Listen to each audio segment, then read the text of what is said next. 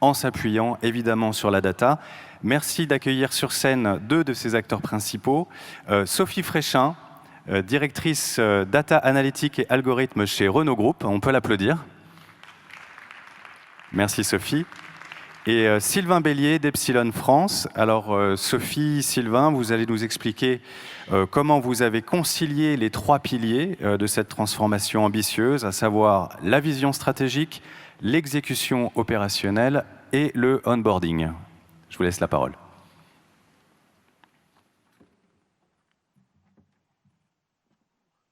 Le temps juste de se mettre en place. Un petit peu. C'est gentil d'avoir remis la pendule à l'heure.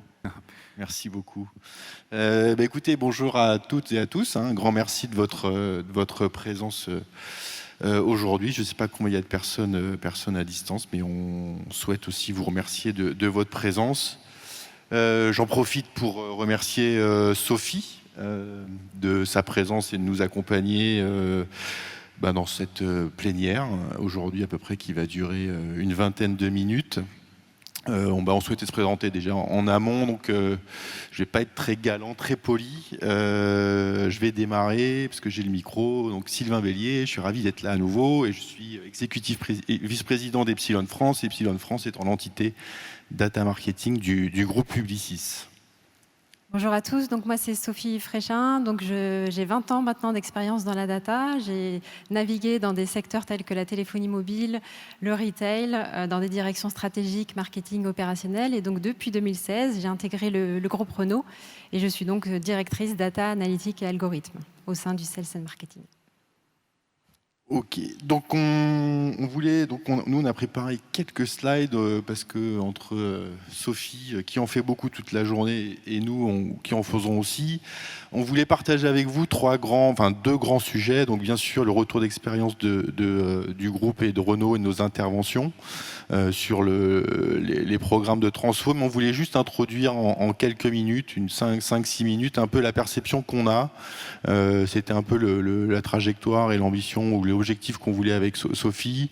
Avant de rentrer dans concrètement ce qu'on a réalisé, ce que surtout Sophie et ses équipes ont réalisé pour le groupe Renault, un peu avoir la perception des organisations dans leur transformation data marketing, parce que c'est vrai que si on fait un pas de côté, ça nous paraît, c'est toujours très compliqué, c'est souvent des questions qu'on peut nous poser. Aujourd'hui, quelle est un peu la situation en France et en Europe, des maturités des organisations, et quels sont finalement aussi les grands inducteurs de cette maturité, et comment peut-on tenter de la monitorer. Pourquoi on s'est posé la question? Parce qu'il y a beaucoup d'entreprises de consulting, des entreprises comme nous qui vous donnent et qui donnent des chiffres sur des grands KPIs sur l'usage de la data dans le marketing ou plus globalement, les ROI qu'on en attend. On connaît tous le Hype Cycle de Gartner qui tous les ans publie un peu quels sont les cas d'usage ou quelles sont les technologies qui sont en plateau de la désillusion, au pic des expectations, et c'est toujours très compliqué de pouvoir se positionner contre notre organisation. Dans l'autre sens, on voit quand même, alors au-delà du Covid, puisque le Covid a été finalement un accélérateur, mais que le data marketing, c'est pas nouveau, et deux, aujourd'hui, c'est devenu un petit peu central pour survivre dans le marché au sens large, avec le e-commerce qui est complètement présent dans les processus, le mobile qui a changé le niveau d'accessibilité entre une marque et son consommateur. On ne va pas parler des GAFA aujourd'hui qui ont préempté toute une catégorie entière en termes de publicité digitale, des nouveaux acteurs sur l'ensemble des catégories avec les DNVB et le régulateur aujourd'hui qui nous impose une façon plus ou moins précise d'utiliser cette donnée. Donc ça, c'est le premier point qui nous semble important de nommer. On a un enjeu très clair, à la fois la catégorie entre acteurs comme nous pouvons être, et bien sûr des acteurs comme Renault, et Sophie, c'est très intéressant de l'écouter, avec un acteur finalement qui était relativement traditionnel, une marque forte qui se fait disrupter globalement dans ses usages et qui a eu un enjeu très clair, c'est de reprendre le contrôle dans sa stratégie, reprendre le contrôle dans sa marque, reprendre le contrôle dans ses données, dans son patrimoine, et reprendre le contrôle sur ses plateformes. C'est finalement comment je fais pour travailler avec l'écosystème qui m'entoure, capitaliser sur cet écosystème plus que d'aller contre cet écosystème. Et pour essayer d'être encore plus tangible, on a fait une étude Epsilon France cet été pour globalement aller interroger l'ensemble du marché, des CEO, des patrons de la donnée, du CRM, des patrons de la stratégie sur un petit peu ce niveau, pour essayer de qualifier ce niveau de maturité. On a fait 2-3 extractions qui nous paraissaient intéressantes de vous partager encore.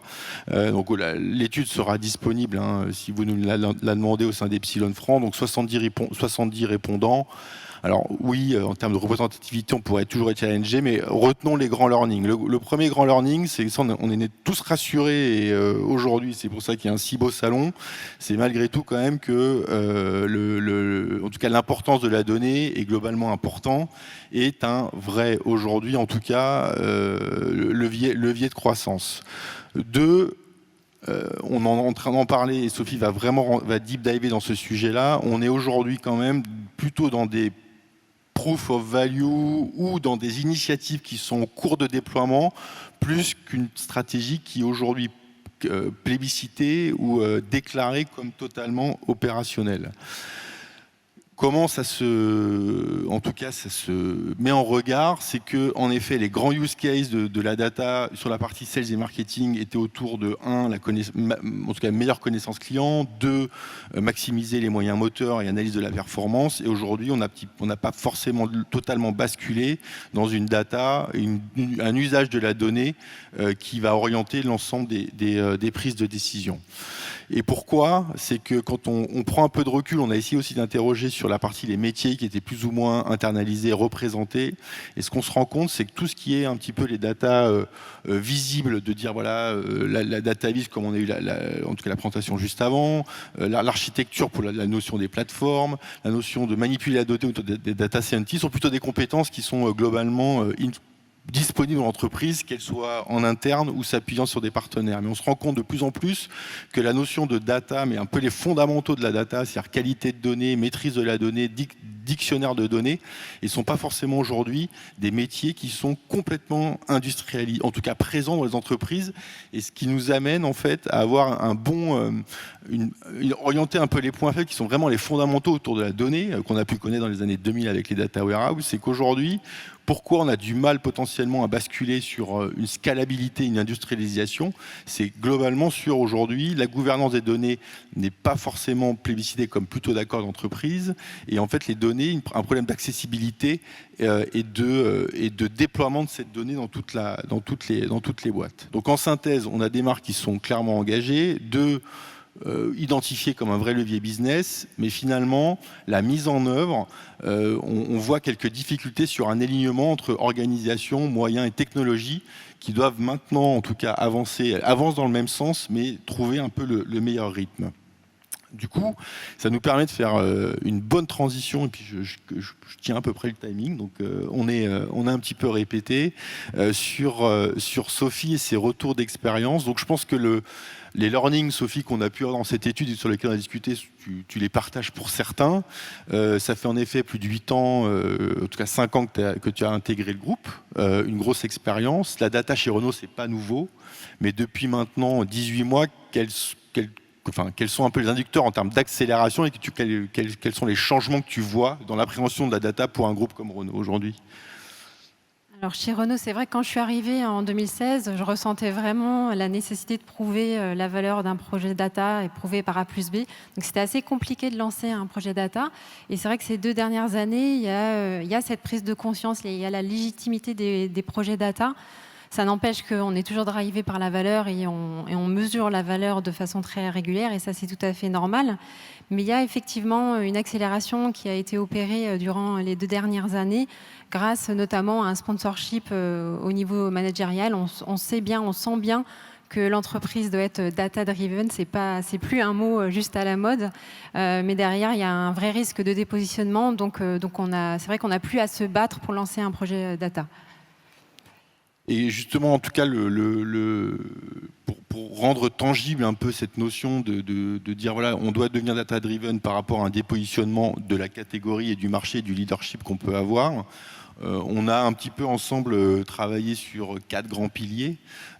Et ce qui était intéressant de partager, ou sur lequel tu vas donner des exemples, c'est vrai qu'on a travaillé sur, en effet, de se donner une vraie stratégie autour de la data, et donc un vrai positionnement de la data, comme peut être un positionnement de la marque.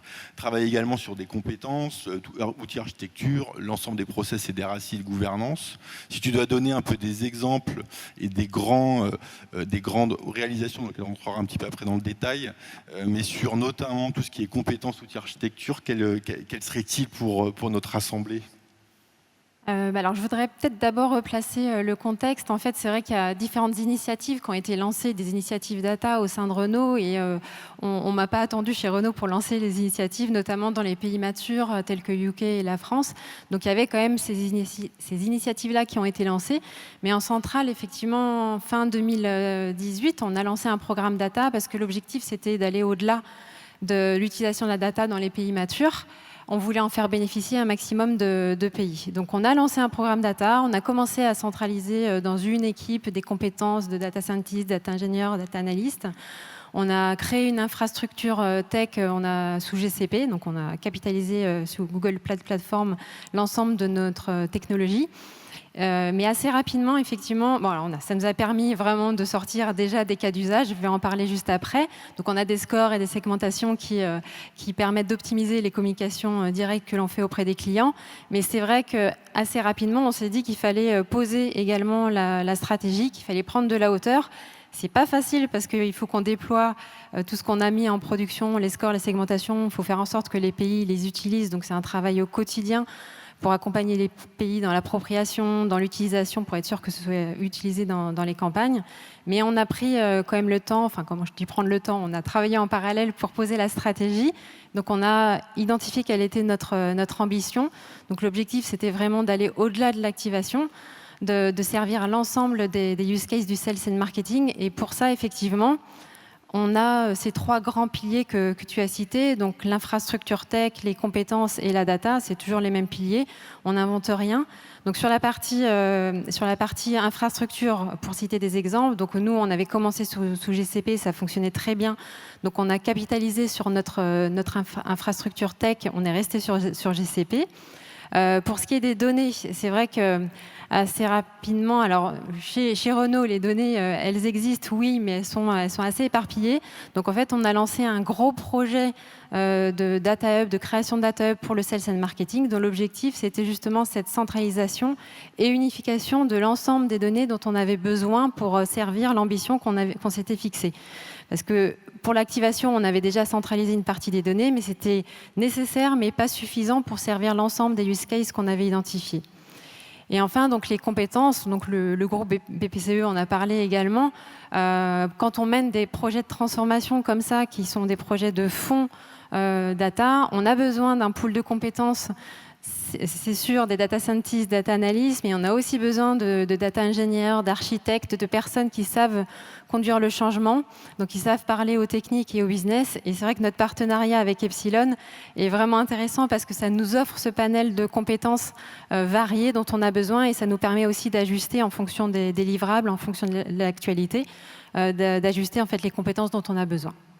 Et de pouvoir, somme toute, gérer de la capacité, gérer de la mise à l'échelle et de l'accélération. Exactement. Parce que, comme l'a dit Sophie, en fait, il y a eu deux avancées, une vision stratégique, mais une vision, comme somme toute, opérationnelle, parce qu'il fallait délivrer. Et en termes de grands livrables, aujourd'hui, il y a quand même des belles avancées et une accélération ces 18 derniers mois sur la mise en œuvre opérationnelle de tout ce qui a été défini. Oui, là, ce que vous voyez à l'écran, ce sont donc on a une douzaine d'algorithmes, donc des scores, des segmentations qui sont pour la plupart basés sur du machine learning ou des règles de gestion qui fonctionnent très bien. Mais c'est vrai qu'on a effectivement, en parallèle de construire notre stratégie, on a donc ces scores et ces segmentations qui existent, qu'on a déployés auprès de 8 pays. Je le disais tout à l'heure, il y a un accompagnement qui est nécessaire pour que ça soit ensuite utilisé, ces scores. Et donc, pour en citer quelques-uns, donc on a des scores et des segmentations qui nous permettent de façon très classique d'identifier les clients qu'on doit targeter et des scores et des segmentations qui nous permettent de savoir quel est le contenu qu'il faut pousser à ces mêmes clients. Pour la partie renouvellement de véhicules neufs et aussi pour l'after sales. On a également des mécaniques qui nous permettent de retargeter en fait, les personnes qui vont demander des informations sur le site internet de Renault, demande d'information de véhicule ou demande de contact, ou s'ils font une configuration de véhicule. Et enfin, dernier exemple que je citerai, mais vous les avez tous à l'écran, c'est le Propensity Score. Donc c'est un score qui nous permet, donc on fait les premiers tests là cette semaine, de faire de la personnalisation on-site. Donc tous ces scores existent, tous ceux qui sont en vert sont déployés auprès des 8 pays, et donc on continue effectivement à élargir le scope des algorithmes. Le passage à l'échelle, il est valable aussi pour les algorithmes qui sont en production. Donc pour aller plus loin, donc là ça concerne en parallèle de la partie opérationnelle, donc on veut servir l'ensemble du sales and marketing. Donc on a pour ça, pour savoir où est-ce qu'il fallait aller, on a interviewé en fait une vingtaine de directions au sein du sales and marketing. Ça nous a permis d'identifier 50 business cases prioritaires. Et pour ces business cases prioritaires, on a fait une map de données qui était nécessaire à ces business cases. Donc avec les travaux de centralisation de données qu'on avait fait depuis 2018, on avait estimé qu'on était à peu près à 12% de centralisation, d'unification de données. Et là, on a pour ambition d'atteindre le 80% d'unification à fin 2022. Donc c'est un objectif qui est très, très ambitieux. Mais on a notre plan de marche et on a cité la data gouvernance, on a cité l'importance d'avoir des maps claires de données. Donc tout le travail qu'on va faire grâce à ce data hub au sein du Sales and Marketing data hub, au sein du Sales and Marketing, permettra justement de mapper l'ensemble des données, d'avoir les data catalogues qu'il faut et les data modèles qui ensuite permettent une utilisation plus directe de ces données. On est dans une présentation, donc on dit tout ce qui s'est bien passé, c'est normal, mais si on se parle vrai, parce que c'était ce qu'on voulait aussi aujourd'hui, c'est qu'il y a eu quand même certaines difficultés. Si on doit en retenir 3 et des grandes difficultés où je suppose que l'Assemblée est devant ces difficultés ou va être devant ces difficultés et quelles ont été un peu les solutions de contournement, tu pourrais nous partager lesquelles. Nous, on les connaît, mais en tout cas pour pouvoir que notre Assemblée en prenne un petit peu connaissance. Oui, alors des difficultés, évidemment, on en a eu. C'est pas facile tous les jours. La première grosse difficulté que je vois, c'est qu'il faut tout mener de front. On a donc la partie opérationnelle avec les scores, les segmentations qui existent déjà aujourd'hui. J'en ai parlé, il faut accompagner les pays pour qu'ils s'approprient nos scores. Il faut faire en sorte que ce soit utilisé pour atteindre la valeur aussi qu'on avait fixée en termes de projet data. Et en parallèle, l'assainissement des bases, le fait de créer ce data hub en fait, et de créer toute la formalisation, toute la documentation qui finalement n'existait pas avant, ça fait qu'on a des journées qui sont bien remplies, donc c'est assez chronophage, mais c'est aussi extrêmement stimulant. Donc ça, c'est une difficulté au quotidien. Après, l'autre difficulté que je verrais, ça concerne la data, parce que comme je le disais tout à l'heure, chez Renault, la data, elle existe, mais contrairement à la BPCE, en fait, on a quand même de grosses difficultés de savoir où est-ce qu'elle est, cette data. C'est parfois vraiment un parcours du combattant pour savoir quelle est la donnée qui existe vraiment chez Renault, quelle est celle qui n'existe pas et quels sont les chantiers de collecte à mettre en œuvre pour pouvoir brancher tous les tuyaux qu'il faut et faire remonter l'ensemble de l'information qu'il nous faut. Donc, c'est tout le travail qu'on est en train d'opérer avec ce fameux Sales and Marketing Data Hub. Mais c'est vrai que c'est pas facile tous les jours, il faut être persévérant. Après, en termes de... Je vais quand même finir par une note positive. Il y a des difficultés, mais en fait, c'est vrai que j'ai la chance d'être vraiment soutenue au niveau de ma hiérarchie chez Renault. Donc, c'est vrai que les projets que je porte, on n'a pas de problème de sponsorship. Donc ça, c'est quand même plus facile au quotidien. Et j'ai également la chance d'avoir une équipe, que ce soit les internes ou les externes avec lesquels je travaille, dont le partenaire Epsilon, d'avoir une équipe où il y a des vraies compétences, il y a une expertise quand même qui est forte, et ça c'est vraiment hyper important. Et tout le monde en fait est extrêmement motivé. Donc du coup, ensemble, oui, les journées sont remplies, oui, c'est pas forcément facile tous les jours, mais c'est vrai qu'on avance bien, donc voilà, ça fonctionne bien. Je voulais juste revenir rapidement, avant qu'on puisse vous laisser poser des questions, c'est que malgré le contexte de Renault, parce qu'on voit qu'il y a eu il y a le Covid, il y a la crise quand même des semi-conducteurs aujourd'hui, il y a quand même l'industrie automobile devant eux, c'est quand même plus compliqué que derrière eux, malgré tout. Et aujourd'hui, le groupe Renault a fait le choix de protéger, malgré tout, les budgets qui étaient consentis et souhaite, contre un petit peu vents et marées, en tout cas, il croit sur cette transformation data. Et une des preuves aussi est le côté nouveau business model avec Mobilize. On ne sait pas trop ce que ça va donner, mais on pense que ça va être... Mais en tout cas, ça montre aussi une preuve qu'une qu'une belle entreprise française très industrielle, quand il décide d'aller sur ces domaines-là, quel que soit le contexte du moment qui est conjoncturel et aussi structurel, souhaite malgré tout continuer à investir. Du coup, ce que j'avais appelé un peu la North Star pour Renault, ou un peu toi, comme tu dis, extrêmement motivé, des équipes extrêmement motivées, quel serait un petit peu le fait où tu auras réussi ta mission en 2000, on avait dit 2025 par exemple? Oui, tout simplement, en fait, en 2025, je pense qu'on aura réussi si on devient un vrai centre de service pour le sales and marketing et les marques de Renault. Si on a cette légitimité, si on est reconnu en tant que tel fin 2025, je pense qu'on aura réussi. Voilà. Écoutez, merci. C'était une belle ambition et en tout cas, on espère pouvoir, on mettra tout en œuvre pour pouvoir le faire avec toi. Voilà, donc on a essayé d'être dans un petit peu d'interactivité. Merci beaucoup. Vous avez posé toutes les questions que moi j'aurais eu à poser. Donc, écoutez, y en a-t-il dans la salle? N'hésitez pas. C'est pas tous les jours qu'on a Renault sur scène, donc franchement, n'hésitez pas à poser des questions. Et Sophie. Les deux. Non, personne? C'est que vous avez tout abordé de manière très claire. Écoutez, on va retenir ça. Merci. Je crois qu'on peut vous applaudir. Merci encore beaucoup pour ce témoignage très intéressant. Sophie. Merci.